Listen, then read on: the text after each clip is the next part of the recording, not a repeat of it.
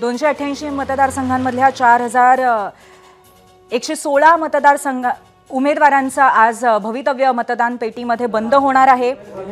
6 महत्त्वाचे पक्ष याच्यामध्ये रिंगणात उतरलेले आहेत। महाराष्ट्रामध्ये प्रचंड उत्साहात मतदान होतंय।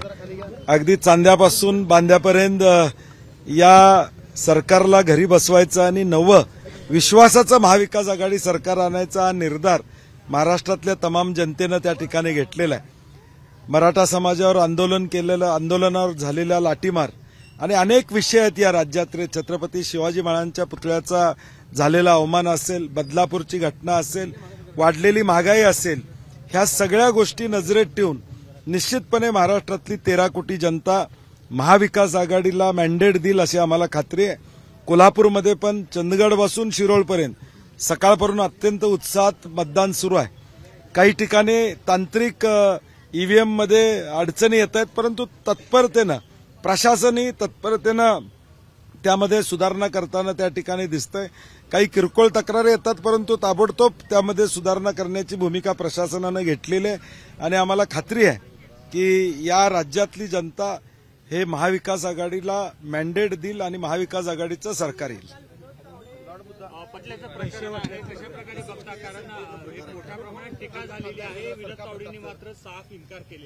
नाही, हे सरकार खोकेवालं सरकार आहे हे महाराष्ट्राला माहित आहे। पैशाच्या ताकदीवर मतं घेण्याचा प्रयत्न हे सरकार करतंय हे आता महाराष्ट्रातल्या तमाम जनतेला माहित आहे।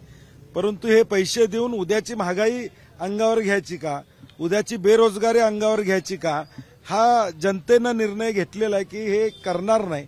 आणि सुज्ञ आहे जनता, हे सगळं उघड्या डोळ्याने बघते। महाराष्ट्राची ज्या पद्धतीने इमेज आज देश पातळीवर चालली आहे ती मान झुकवणारी, या ठिकाणी मान खाली घालणारी आहे आणि म्हणून ह्या सगळ्या गोष्टी बाजूला सारून महाविकास आघाडीलाच लोक मतदान करतील अशी आम्हाला खात्री आहे।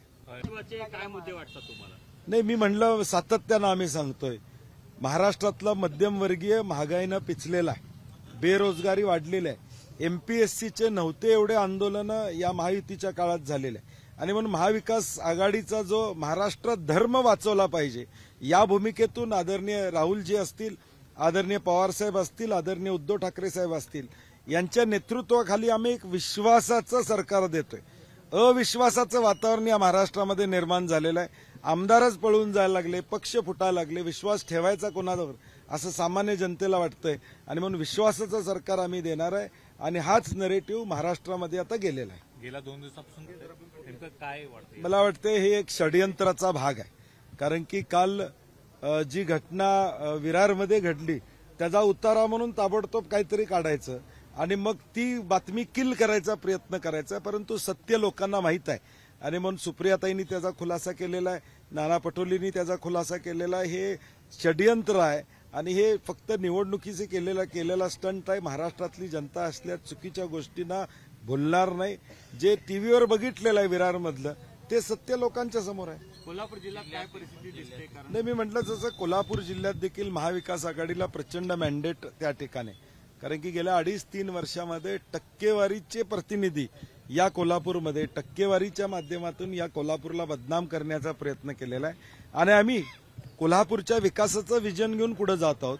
कोल्हापूर जिल्ह्याला पुढे घेऊन जाण्याचा प्रयत्न आमचा आहे। आर्थिकदृष्ट्या संपन्न जिल्हा करणे, रोजगार इथं देणे, शेतकऱ्यांना न्याय देणे ह्या आमच्या भूमिका आहेत आणि म्हणून कोल्हापुरात देखील महाविकास आघाडीचे उमेदवार 100% निवडून येतील। 25 नोव्हेंबरला स्थापन करावे नाही, हे आम्ही नाही, हे ज्यावेळी तारखा जाहीर झाल्या त्याचवेळी आम्ही सांगितलं होतं की 2 दिवस सरकार स्थापनेसाठी, याचा अर्थ राज्यपाल राजवट आणायची आणि मग खेळ करत बसायचा। परंतु महाराष्ट्रातल्या जनतेला माझी विनंती आहे, हा खेळ होऊ द्यायचा नसेल तर महाविकास आघाडीचे 180 आमदार या राज्यामध्ये आले पाहिजे, जेणेकरून पर्यायच राहणार नाही। स्थिर सरकार हे आजच्या काळात महाराष्ट्राच्या प्रगतीसाठी काय पाहिजे तर स्थिर सरकार पाहिजे।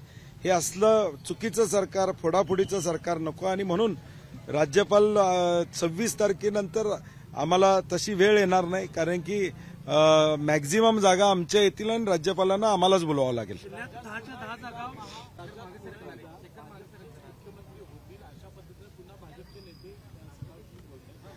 मला वाटतं अमित शहानी परवा स्टेटमेंट केलेलं आहे, काय होणार काय नाही होणार तशी वेळ त्यांच्यावर येणार नाही. ते दिवास्वप्न आहे त्यांचं. सरकार महाविकास आघाडीचं येऊन मुख्यमंत्री आमचाच होणार. पण काँग्रेसनं आतापासूनच स्ट्रॅटेजी आखायला सुरुवात केलेली आहे. डी.के. शिवकुमार यांच्यावर जबाबदारी दिल्याची चर्चा आहे. नेमकं काय? नाही, शेवटी निकाल लागल्यानंतर त्वरित पावलं उचलणं हे प्रत्येक पक्ष करत असतो. सत्ता स्थापनेसाठी ज्या ज्या गोष्टी कराव्या लागतील त्या करण्याची भूमिका तिन्ही पक्षाची असेल. सतेज पाटलांचं प्रिडक्शन काय आहे, फिगर काय? नाही, मी म्हणलं तसं महाराष्ट्रामध्ये 180 जागा या निश्चितपणे महाविकास आघाडीच्या येतील.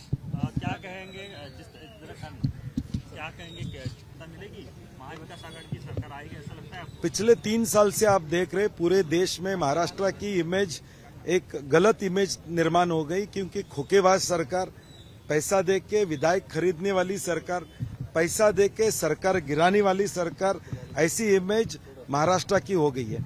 और आज इसी का एक सबूत विरार के घटना से लोगों के सामने आया कि ये सही है. पैसा दे के वोट खरीदो, इस प्रकार का षड्यंत्र जो भाजपा इस महाराष्ट्र की छत्रपति शिवाजी महाराज जी की भूमि में रच रही है, उसको ये लोग बाजू करेंगे और महाविकास आघाड़ी को ही मैंडेट देंगे. सुप्रिया सुले का ऑडियो क्लिप हो, दूसरा ऑडियो क्लिप, ऐसे ऑडियो क्लिप अभी बाहर है. वो तो अभी लोग जानते हैं कि चुनाव के पहले ऐसी गलत फहमियां फैलाने के लिए ऐसी चीजें की जाती है. विरार की जो घटनाएं हुए उसको न्यूज में किल करने के लिए एक नया षड्यंत्र रचा गया, जिसकी वजह से हेडलाइंस अभी बने रहे, लेकिन लोग कल की बात नहीं भूलते. क्योंकि कल जो हुआ है, छत्रपति शिवाजी महाराज जी का पुतले का अपमान हो या विरार की घटना हो, ये लोग वोट डालने जाते तब ये भूलते नहीं कि भाजपा किस तरह की राजनीति इस महाराष्ट्र में कर रही है और महाराष्ट्र को बदनाम कर रही है. महाराष्ट्र में सत्ता चला के गुजरात को बड़ा कर रहे हैं. इसका उत्तर निश्चित स्वरूप से महाराष्ट्र की जनता आज देगी. एबीपी माझा, उघडा डोळे बघा नीट.